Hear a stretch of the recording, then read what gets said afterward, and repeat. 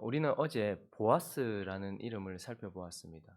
보아스는 룻 나오미와 룻에게 은혜 베풀기를 그치지 않는 자, 그가 바로 보아스였습니다. 그리고 보아스는요, 나오미와 룻이 잃어버렸던 모든 것들을 찾아주는 나오미와 룻의 기업을 물을 자였습니다. 그래서 이 보아스는 이 룻과 같은 나오미와 같은 저와 여러분에게 은혜 베풀기를 그치지 않고 우리의 기업을 물러 주시는 예수 그리스도를 예표하는 자다라고 말씀을 나누었어요. 그래서 우리는 어제 2장까지를 살피면서 이 보아스라는 이름의 정체성, 이 보아스에 대하여 명확하게 밝히는 장면을 보았던 것이죠. 그리고 이어지는 오늘 이 3장은요. 그런 보아스를 향하여서 룻이 보아스를 향하여 하고 있는 행동들, 그를 향한 열정들, 그를 가지고 있는 열정적인 태도들을 우리에게 부각시켜서 보여주고 있는 것을 보게 됩니다. 2장은 보아스에 대한 정확한 정체성과 그의 어떠함을 보여줬다면 3장은 이제 룻의 행동에 초점을 맞추고 있는데 아주 과감하게 지금 그 보아스를 향하여 은혜 베풀기를 그치지 않고 기업을 물을 자인 그 보아스를 향하여 행동하고 있는 룻의 행동을 우리가 보게 되는 것이죠. 그래서 이 말씀을 통하여서요. 믿음으로 룻과 같이 믿음으로 구원받은 우리가 우리의 보아스 되는 예수 그리스도를 향하여 어떠한 태도여야 하는지, 어떠한 열정적인 자세로 살아나가야 하는지를 좀 살펴보려고 합니다.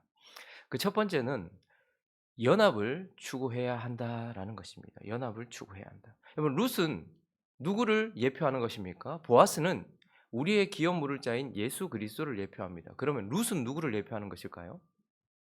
저와 여러분, 믿음으로 구원받은 저와 여러분을 예표하는 자이고, 그리고 이 룻기에 나오는 룻의 행동은 믿음으로 구원받은 저와 여러분들이 어떻게 행동해야 되는지를 가르쳐 주는 모범이고 교과서 같은 그러한 어떠한 표본이다라는 것이죠. 그래서 우리는 룻의 행동을 초점을 집중해서 살펴볼 필요가 있는데, 먼저 룻은 어떤 자였습니까? 모든 것 다 버리고 믿음으로 하나님의 나라로 들어왔던 자였습니다. 그리고 말씀 가운데서 있다가 말씀 가운데서 말씀으로 찾아오는 보아스를 만났던 자죠. 그래서 룻기 2장을 가보시면요. 8절부터 한번 10절까지 읽어볼까요? 시작. 보아스가 룻에게 이르되 내 딸아 들으라. 이삭을 주우러 다른 밭으로 가지 말며 여기서 떠나지 말고 나의 소녀들과 함께 있으라. 그들이 베는 밭을 보고 그들을 따르라. 내가 그 소년들에게 명령하여 너를 건드리지 말라 하였느니라. 목이 마르거든 그릇에 가서 소년들이 길어온 것을 마실지니라 하는지라. 롯이 엎드려 얼굴을 땅에 대고 절하며 그에게 이르되 나는 이방 여인이거늘 당신이 어찌하여 내게 은혜를 베푸시며 나를 돌보시나이까. 말씀 가운데 찾아온 그 보아스에게 엎드려 그에게 절하고 그에게 경배하고 있는 모습을 우리는 보게 되는 것입니다. 그래서 룻은 보아스를 주인으로 영접하고, 그러니까 말씀 가운데 하나님 나라에 들어온 것으로만 그친 것이 아니라 그 나라에 들어와서 객과 과부가 어떻게 살아야 되는지에 대한 은혜의 말씀 위에 서 있었고, 그 말씀 위에 서 있을 때 찾아온 보아스에게 말씀 가운데서 그를 만나고 어떻게 해요? 그에게 엎드리는 자였다. 우리도 마찬가지입니다. 우리가 하나님 나라에 들어왔다 할지라도 거기에서만 멈추는 것이 아니라 말씀 가운데 찾아오시는 그분을 경배하고 그분을 주인으로 모시는 것. 이것이 룻의 태도였고 우리의 태도여야 하는 것이죠. 그리고 13절로 가보시면 또 룻은요. 그에게 엎드리기만 한 것이 아니고 룻이 이르되 내 주여 내가 당신께 은혜 있기를 원하나이다. 나는 당신의 하녀 중에 하나와도 같지 못하오나 당신이 이 하녀를 위로하시고 마음을 기쁘게 하는 말씀을 하셨나이다라고 말하면서 이제 은혜 있기를 원한다. 그래서 그분을 주인으로 모시고 그리고 그분의 은혜로 살기로, 그분에게 자기 자신 전부를 의뢰하고 그분을 신뢰하기로, 믿음으로 그분을 붙잡기로 그렇게 결정한 것이 바로 룻의 태도였습니다. 그리고 이어지는 14절은요. 식사할 때에 유대인들의 식사는 단순히 그냥 밥을 먹는 게 아니고 식구 하나가 됨을 의미하고 교제를 의미하는 것입니다. 교제는 아무나 하고 하는 것이 아니라 자기와 같은 자. 그래서 식사할 때 보아스가 롯에게 이르되 이리로 와서 떡을 먹으며 내 떡 조각을 초에 찍으라 하므로 롯이 곡식 빼는 자 곁에 앉으니 그가 볶은 곡식을 주매 롯이 배불리 먹고 남았더라. 이건 또 뭐죠? 이제 룻은 그를 주인으로 모시고 그에게 엎드리는 것뿐만 아니고 그를 신뢰하고 그에게 전부를 바치는 것, 거기서 더 나아가서 보아스와 교제하는 삶. 그래서 일용할 양식을 얻고 앞으로 필요할 양식과 필요를 채우는 삶을 살아가는 보아스와 함께 교제하는 삶을 살았다라는 것을 보게 되고요. 또한 보아스를 향하여 룻은 21절로 가보시면 모압 여인 룻이 이르되 내가 내게 또 룻이 이르되 내가 내게 또 이르기를 내 추수를 다 마치기까지 너는 내 소년들에게 가까이 있으라 하더이다. 그러니까 보아스가 너는 내가 추수할 때까지 내 밭에 있으라는 거. 나와 함께 일하고 내 안에서 일해라라고 말했어요. 그랬더니 나오미도 며느리 룻에게 이르되, 그러니까 먼저 보아스가 룻에게 너 내 안에서 일해라. 내가 추수를 마칠 때까지 나와 함께 일하자. 내 추수에 함께 하자. 라고 말했고 나오미도 며느리 룻에게 이르되 내 딸아 너는 그의 소녀들과 함께 나가고 다른 밭에서 사람을 만나지 않은 것이 좋. 그러니까 거기서 일해라라는 거죠. 그러니까 룻은 자기의 주인이 추수를 마칠 때까지 주인과 함께 있었고 주인과 함께 교제했을 뿐만 아니라 주인과 함께 일하면서 주인의 일을 하고 있었다. 거기서 얻어먹고 있었던 것이죠. 우리도 마찬가지입니다. 우리 주님이 지금 뭐 하고 계십니까? 우리 주님 뭐 하고 계십니까? 추수하고 계십니다. 지금도 이 보아스처럼 자기 밭에 있는 자기 곡식을 추수하고 계세요. 근데 우리에게 뭐라고 말하죠? "내 밭에 있으라. 내 밭에서 너도 함께 추수하자."라고 말하면서 함께 일하자는 거예요. 그러니까 룻은 이 보아스를 향하여서 그의 말씀 가운데 찾아온 보아스에게 엎드렸고 그리고 그를 신뢰하였고 그와 교제하였고 그와 함께 일하고 있었어요. 이것만 해도 엄청난 거잖아요. 이러한 삶이 우리의 삶의 태도여야 돼요. 그런데 오늘 3 장은 과감한 그의 열정적인 태도를 보여주고 있어요. 여기에서만 그치지 않고 더욱 높은 자리로, 더욱 깊은 자리로 깊이 나간 것을 보게 돼요. 이제 룻이 어디까지 갑니까? 오늘 7절 말씀을 한번 읽어 볼까요? 읽어 주십시오. 시작. 보아스가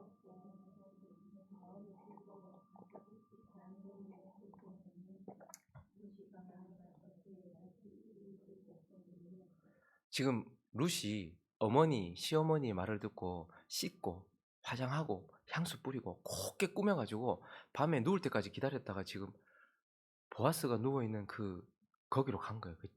그 이불을 이렇게 거기 옆에 이렇게 누운 거예요. 이거 여자가 너무 과감한 행동이죠. 근데 룻이 지금 어머니의 명령을 따라서 그렇게 보아스와 하나 되고자 거기에 갔다라는 것을 보게 돼요. 그래서 이 보아스가 깜짝 놀랐겠죠. 9 절에 보면요. 자다가 보니까 옆에 누가 있는 거예요. 이르되 깜짝 놀라서 "너 누구냐?" 하니 대답하되 "나는 당신의 여종 룻이오니."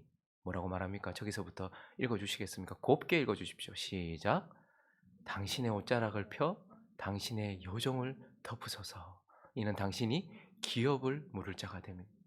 그냥 단순히 성적 관계, 그러니까 발치 이불을 들어 이렇게 올렸다라는 거, 거기 아래 누웠다라는 것은 성적인 관계를 맺고자 하는 의지를 보여줬던 것인데, 근데 룻은 단순히 육체적 관계, 육체적인 연합을 위한 것이 아니라 당신의 옷자락을 펴서 당신의 여종을 덮어 주십시오라는 것은, 저기 옷자락은 날개, 그러니까 하나님의 날개 그늘 아래 들어온 너에게 하나님께서 복 주시기를 원한다라고 말했던 보아스에게 당신이 나의 하나님의 날개가 되어 주십시오라고 말하면서 나를 덮어 주십시오라는 것은 나와 결혼해 주십시오라는 청혼입니다. 그러니까 지금 룻은 단순히 보아스의 곡식을 원하는 것이 아니고 보아스 자신을 원하고 있는 거죠. 그리고 보아스 옆에 있고 보아스와 함께 있는 것에서만 만족하지 않고 보아스와 하나 되고 보아스와 연합하기를 구하고 있는 과감한 그의 태도를 우리에게 보여주고 있는 것입니다. 이것이 우리에게 무엇을 말해 주는가? 우리도 단순히 그분을 주인으로 삼는 것, 그리고 그분을 주인으로 삼고 그분께 내 삶을 전부 드리고 그분을 신뢰하는 삶, 그리고 그와 교제하면서 그분이 주시는 은혜 가운데서 하루하루를 살아가고 나의 내일을 살아가는 삶, 그리고 그와 함께 일하는 삶, 이거 대단하죠. 그런데 룻은 그것보다 더 나아갔어요. 그저 보아스의 곡식에 만족하지 않고 보아스 자신과 함께하고 옆에 있는 것이 아니라 하나 되고 연합하기를 구하고 있는, 거기까지 나갔다라는 것을 보여주면서 우리에게 우리 또한 이래야 된다라고 말하는 것이죠.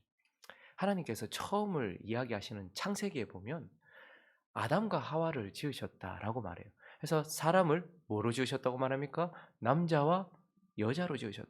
이건 단순히 남자와 여자가 옆에 서 있다라는 것만 의미하는 것이 아니라 서로 하나 되는 것을 추구하는 존재로 만들었다라는 거. 남자와 여자는 연합하는 존재로 만들었다는 거. 그래서 옆에 있는 것만으로는 만족하지 않고 더 나아가야 된다는 거. 완전히 연합하고 하나 되는 것으로 나아가야 된다라고 말하고 있어요. 그리고요, 성경을 마무리하는 요한계시록에는 어떤 것이 나옵니까? 첫사람, 창세기에는 첫사람 아담과 첫 신부 하와가 연합하는 이야기가 나온다면 요한계시록에는요, 둘째 아담이신 예수 그리스도와 그의 신부된 교회가 연합하여 결혼으로 끝나는 장면으로 나와요. 그러니까 우리는 어디까지 가는 것을 소망해야 되는 거예요. 룻이 그 밤에 보아스와 연합하기를 원하고 나를 당신의 옷자락으로 나를 덮어달라고 말했던 것처럼 우리 또한 예수 그리스도와 연합할 그날을 바라보고 그리고 그분과 하나 되기를 갈망하고, 그래서 유대인의 결혼 방식처럼 약속을 하고 그 이후에 결혼식을 하고 연합하는 것처럼 우리 또한 지금 그분과 연합하기 위하여 약속하였고 그걸 바라보는 거예요. 아가서는 자기 신부와 연합하고자 하는 신랑 예수 그리스도의 열정을 보여준다면, 룻기는요, 그 보아스를 향하여 연합하고자 하는 신부 교회의 열정을 독려하고 있는 그러한 말씀이고, 저와 여러분은 이제 그저 그분이 나와 함께하고 있다, 그분이 나를 채워주고 있다, 내가 그분 옆에 있다 라는 것에서만 만족하지 않고 더 과감하게 나가서 연합하기를 바라고 그날을 바라보면서 깨끗하게 자기 자신을 정결하게 씻고 화장하여 그분이 기뻐하는 모습으로 꾸미며 그렇게 살아가는 연합을 추구해야 한다라고 오늘 룻의 태도를 통하여서 우리에게 말씀해 주고 있는 것입니다. 또 하나, 오늘 본문을 통하여서 이제 우리의 보아스 예수 그리스도를 향하여서 룻이 그러했던 것처럼 우리가 어떻게 해야 되나, 두 번째는 기다려야 한다라는 것입니다. 18절 말씀, 오늘 3장의 마지막 절을 한번 읽어볼까요? 18절 시작. 이에 시어머니가 이르되 내 딸아, 이 사건이 어떻게 될지 알기까지 앉아있으라. 그 사람이 오늘 이 일을 성취하기 전에는 쉬지 아니하리라 하니라. 그가 이 일에 대하여 성취하기까지는 쉬지 않을 것이다. 그는 추수를 쉬지 않고 끝낼 것이고, 추수가 목적이 아니고 추수 이후에 너에게 하려고 했던 너와의 연합을 위한 그가 해야 될 모든 행동들, 룻은 그가 해야 될 모든 것들을 다 했습니다. 그러면 이제 뭘 하는 거예요? 보아스가 할 행동을, 보아스가 성취할 그 모든 것, 지금 시작했고 하고 있으며 완성할 그것을 어떻게 해야 된다는 거예요? 기다려야 된다라고 말하고 있는 거예요. 기다림은 가장 가치 있는 대가를 지불하는 행위입니다. 사람들은 누굴 기다린다, 뭘 기다린다 하는 것이 단순히 그냥 부정적인 의미에서 그냥 기다림을 아주 그냥 좀 폄하하는 경향이 있는데, 기다림이란 사람에게 있어서 가장 소중한 것을 지불하며 대가를 지불하는 행위예요. 여러분, 기다릴 때 뭘 지불하십니까? 시간을 지불하는 거예요. 우리에게 있어서 가장 중요한 게 시간입니다. 돈도 우리에게 중요하죠. 그리고 내 어떠한 것도 중요하죠. 그러나 내게 있어서 가장 중요한 것은 내게 주어진 시간이에요. 그런데 기다림이란 이 시간을 대가로 지불하는 행위예요. 그리고 성경에서 기다린다는 것은, 우리는 기다림을 수동적인 태도로 생각을 해요. 그러나 기다림은 가장 능동적인 행동입니다. 성경에서 대표적으로 기다린다 할 때 농부가 이른 비와 늦은 비를 기다린다고 하죠. 왜냐하면 농부가 그냥 농사 지으면 되잖아요. 그런데 이스라엘 백성들에게 있는 농부는 그렇게 일하지 않아요. 농사를 그렇게 하지 않아요. 겨우내 딱딱해진 그 땅을 이른 비가 내려서 그 땅을 적실 때까지 기다리는 거예요. 그러면 그 기다림 이후에 이른 비가 내리면 어떻게 하는 거죠? 그때부터 그의 일이 시작되는 거예요. 밭을 갈기 시작합니다. 갈아엎기 시작하고 씨를 뿌리기 시작한다는 거예요. 그러니까 기다림이란 단순히 그냥 하늘을 바라보고 있는 수동적인 태도가 아니라 내가 지금 해야 될 행동을 먼저 시작하시기를. 그래서 이른 비가 내려서 이 땅을 적시면 어떻게 하는 거예요? 내 농사가 거기서 시작되는 거예요. 그런데 그렇게 일하고 나서 또 뭘 기다립니까? 늦은 비를 기다리는 거예요. 왜요? 추수하기 위하여. 그냥 내가 추수하는 게 아니에요. 이 추수를 풍성하게 하는 것이 늦은 비거든요. 쏟아지는 그 비가 내릴 때까지 기다렸다가 그 비가 내리고 나면 어떻게 하는 거예요? 추수하는 거예요. 우리가 보아스가 그 일을 성취하기까지 기다린다. 예수 그리스도께서 그 일을 성취하기까지 추수를 끝내시고 이제 나와의 연합 그것을 위하여 기다린다라는 것은 적극적으로 그의 추수에 함께 참여하면서 그분이 나를 위하여 약속하셨던 것을 이룰 것을 바라보면서 기다리는 것. 그래서 모든 삶의 초점이 그분과의 연합의 초점이 맞추어져서 기다리는 것. 그래서 오늘 이 룻이 보면 이제 적극적으로 연합을 추구하고 그리고 그 연합을 그분이 이루시도록 그렇게 기다리면서 오늘 13절을 보면 그 기다림은 이 밤에 여기 머무르라 아침에 그가 기업 물을 자의 책임을 그러니까 보아스보다 먼저 된 더 가까운 그러한 기업 물을 자가 있었거든요. 그래서 기업 물을 자의 책임을 네게 이행하리라 하면 좋겠고 그가 기업 물을 자의 책임을 이행하면 너는 좋은 것 아니냐. 그런데 만일 그가 기업 물을 자의 책임을 내게 이행하기를 기뻐하지 아니하면 여호와께서 살아계심을 두고 맹세하노니 내가 기업 물을 자의 책임을 네게 이행하리라라고 뭐 하고 있죠? 약속하고 있어요. 딸아 걱정하지 말아라. 내가 너를 덮을 것이다라고 약속을 했어요. 그러니까 기다림이란 룻의 기다림이란 단순히 바람이 아니고 보아스가 한 약속을 붙들고 기다리고 있는 거예요. 우리 또한 마찬가지 아니겠습니까? 그리고 또 하나 이 룻의 기다림은 15절을 보십시오. 보아스가 이르되 네 겉옷을 가져다가 그것을 펴서 잡으라 하매 그것을 펴서 잡으니 볼이 6번 되어 룻에게 쥐어주고 성읍으로 들어간다. 내가 너를 덮을 거야 라고 말했어요. 그리고 나서 내가 내 옷자락으로 너를 덮을 거야 약속했어요. 그리고 네 옷자락 펴. 거기다가 보리를 6번 되어줬어요. 이거 무게가 한 30kg는 넘습니다. 그런데 17절도 보시면요. 이르되 그가 내게 이 보리를 6번 되어주며 이르기를 빈손으로 네 시어머니에게 가지 말라 하더이다. 이건 단순히 양식을 준 게 아니고 보증을 한 겁니다. 내가 약속한 건 내가 반드시 이룰 거라는 보증을 한 거예요. 그러니까 룻이 지금 이제 자기가 해야 될 행동을 다 했어요. 그리고 그의 연합하고자 하는 열정을 보였고 청혼했습니다. 그랬더니 그 청혼을 받아들인 예수 그리스도가 보아스가 그래 내가 너를 덮을 거야 라고 약속했고 그리고요 그 약속이 진짜라는 것을 보증하기 위해서 보리 6대를 되어줬다는 말이에요. 우리도 마찬가지입니다. 예수 그리스도를 우리도 기다려야 합니다. 그분이 이 일을 성취하시기까지 쉬지 않을 거예요. 그분은 추수를 쉬지 않을 것이고 그 추수 이후에 어떻게 하실 것입니까? 저와 여러분과 연합할 것입니다. 그런데 그것을 기다리면서 우리는 어떻게 해요? 그가 우리에게 내가 다시 올 거야 약속하셨고 내가 너와 결혼할 거야 라고 약속하신 그 약속 붙들고 우리도 룻과 같이 기다려야 된다는 거예요. 그리고요 보증으로 우리에게 뭘 주셨습니까? 룻에게는 볼이 6대 줬어요. 우리에게는요? 성령을 주셨습니다. 7은 완전수예요. 그런데 6은 완전하지 않아요. 우리에게 주신 성령 자신은 완전하지만 우리가 누릴 게 훨씬 더 많다는 거. 지금 우리는 성령을 보증으로 받았어요. 그래서 지금도 우리는 성령 안에서 기록된 말씀 이것을 통하여 예수를 만나고요. 그리고 성령 안에서 우리는 기도하여 하나님을 만나게 됩니다. 그런데 이것보다 훨씬 더 많은 것들이 있다는 걸 보증은 완성의 약속일 뿐이에요. 더 좋은 것들이 있다는 거예요. 그래서 우리는요. 지금 보증으로 성령을 받았고 앞으로 더 많은 것들이 우리에게 주어질 그것을 가지고 약속과 보증을 가지고서 그것 붙잡고 주님을 기다려야 된다라고 말씀하고 있는 것입니다. 말씀을 정리하겠습니다. 그러면 우리가 가지고 있는 이 개신교 성도들이 가지고 있는 이 개역 개정 성경 이제 개역 개정이죠. 개역 개정에는 룻기가 어디와 어디 사이에 있다고요? 사사기와 사무엘 사이에 위치해 있어요. 그런데 유대인들이 보는 히브리 성경의 이 룻기는 어디에 위치해 있냐면 잠언과 아가 사이에 위치해 있습니다. 왜 이렇게 위치되어 있을까? 우리가 보는 성경은 사사기와 사무엘 사이에 위치해서 이 사사기가 어떻게 빛으로 이 어둠이 어떻게 빛으로 이 하나님 없는 왕이 없는 나라가 어떻게 왕이 있는 나라 그리고 이 어둠의 나라가 어떻게 하나님의 나라가 되는가 그것을 하시는 하나님이 무엇을 하셨는가를 보여주는 데 초점이 맞춰져 있기 때문에 사사기와 사무엘 사이에 루키가 있어요. 그런데 유대인들이 보는 히브리 성경에는요. 잠언과 아가 사이에 있단 말이에요. 잠언 31장은 어떻게 끝납니까? 10절만 한번 보죠. 우리가 잠언을 그때 한번 봤었는데요.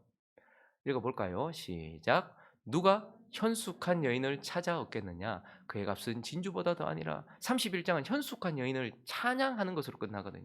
그러니까 이 잠언은 솔로몬 왕에 의하여서 누가 현숙한 여인이냐라는 질문을 우리에게 던지면서 끝이 나요. 그리고요. 아가서는요. 1장 1 절만 한번 읽어 볼까요? 솔로몬의 뭐라? 아가라. 이 말은 뭐죠? 솔로몬의 사랑 이야기라는 거. 그래서 이 아가서는요. 누가 그러면 그 왕의 사랑의 대상인가라는 질문을 우리에게 줘요.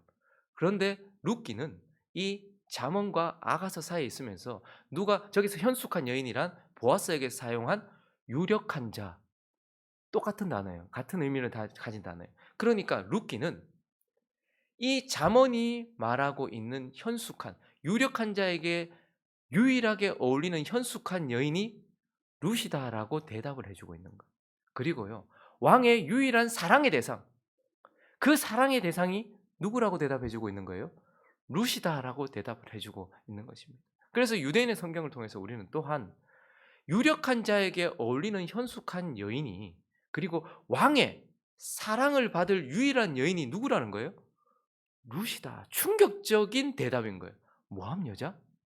과부? 그 보잘것없는 여자? 그 룻이 유력한 자 예수 그리스도가 자기의 현숙한 여인이라고 대답하고 자기의 사랑의 대상이라고 대답했던 그라는 말이냐라는 것에 대답을 우리에게 던져주고 있으면서 왕에게 어울리는, 왕이 원하는 현숙한 여인, 왕이 사랑하는 그 여인, 그게 룻이다라고 대답한과 동시에 뭐라고 대답하는 거예요? 저와 여러분이다라고 말하고 있는 것입니다. 그 보아스에게, 그 솔로몬 왕에게, 그 풍족한 왕에게 가장 어울리는 현숙한 여인이 모압 여자와 같은 룻과 같은 저와 여러분이다라고 대답해 주고 있고, 그가 사랑하는 여인이 저기 아름다운 그런 여인이 아니라 저와 여러분이다라고 대답을 해 주고 있는 것입니다. 그러므로 이 대답을 받아든 저와 여러분이 이제 어떤 삶을 살아야 될까요? 오늘 여기에 나온 룻과 같이 믿음으로 그분을 주인으로 모시고 오직 그분만 신뢰하며 그분과 교제하고 그분의 은혜로 살아가고 그분 안에서 일하고 그분의 일을 하면서 더 나아가 이제 그분과 연합하기를 바라면서 자기를 꾸미고 그분만을 위하여 자기 자신을 거룩하고 그렇게 아름답게 단장하고, 그리고 그분이 이 일을 성취할 때까지 그분만 바라보면서 기다리는 삶을 살아야 된다라고 말씀하고 있는 것입니다. 그러한 삶을 살아가는 룻과 같은 여인이 되시기를 예수 그리스도의 이름으로 축원합니다.